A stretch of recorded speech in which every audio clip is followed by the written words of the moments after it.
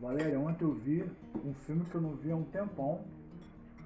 Reacendeu tudo na minha cabeça, o Gênio Indomável. Caraca, muito bom. Muito bom pra tudo isso que a gente tem falado, hein? Quantas vezes você já viu o Gênio Indomável? 3 vezes. Eu devo ter visto umas 3.000 vezes. Adoro aquele filme. Eu não sei se você sabe, mas eles ganharam o Oscar de roteiro original, né? Um filme muito diferente, assim. Um filme cheio de aplicações profundas, né?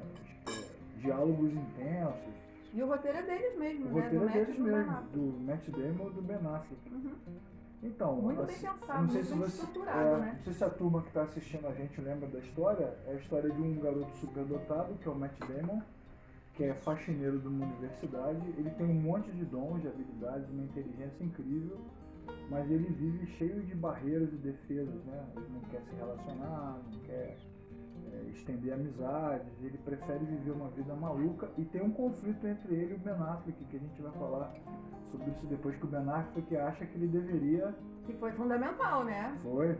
Que acabou sendo, assim, um start na vida dele também. Na faculdade onde ele trabalha, o diretor da faculdade, diretor, na verdade, do departamento de matemática, coloca todo ano lá os desafios nos quadros dos corredores, né, desafios lógicos, e ele vai lá e mata com facilidade, e a faculdade tenta trazer ele para dentro do departamento, só que ele não quer, porque ele tem um monte de bloqueio, barreira, dificuldade. E aí o que a faculdade faz?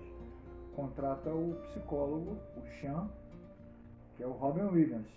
Então, porque na verdade o cara lá da universidade, a gente não vai entrar aqui na questão de se é bonito, feio, certo, errado e tal, mas ele estava olhando para um aspecto, que era a inteligência, a habilidade matemática que o Will realmente tinha. Então era tipo assim, como ele não vai usar isso? Ele precisa, ele tem que seguir a carreira utilizando esse talento natural que ele tem. Esse era o pensamento lá do professor, que já tinha ganho um prêmio, inclusive. O cara era também muito bom, gênio.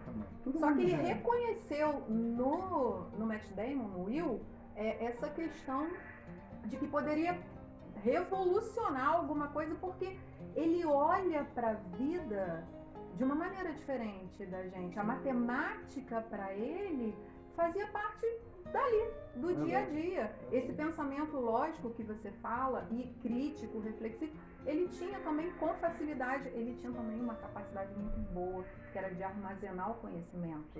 Ele sabia utilizar na hora. Mas isso tudo é racional. Você falou uma coisa muito legal. Ele tinha algumas questões emocionais que davam uma travada na vida dele. E é por isso que o professor contrata o terapeuta. Só que o pensamento dele ainda estava assim, ó, eu preciso contratar esse terapeuta para que ele dê certo na vida como matemático. Como se fosse o único caminho possível. O Will parece muito com a gente, né? Sim. Tô fazendo a pergunta para eu pegar o pão de queijo enquanto você responde. E se eu responder só sim? Agora ficou um silêncio. Ele parece muito com a gente, ele parece muito com todo mundo. Todo mundo tem questões que precisam ser resolvidas. Cada um com suas questões. A gente percebe que ele tem uma emoção. A gente tem falado de autogestão das emoções, né?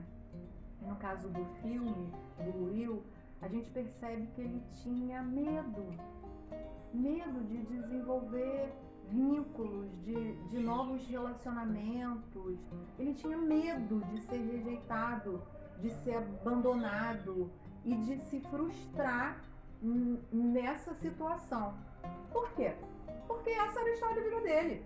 Uma história de abuso psicológico, agressão física, abandonos vários, rejeições vários. E como que ele lidava com isso? Ele tinha um comportamento nitidamente agressivo, mas era uma autodefesa. Era o jeito que ele tinha de se defender. Então você acha que muitas pessoas como nós, como eu, acabam se fechando, criando barreiras, porque não... Na verdade, elas têm habilidades, são inteligentes, são pessoas muito legais, mas têm essas barreiras porque elas não querem se machucar, não querem se ferir, não querem se frustrar, e aí deixam de desenvolver o que elas têm para não experimentar essas dores, então se bloqueiam?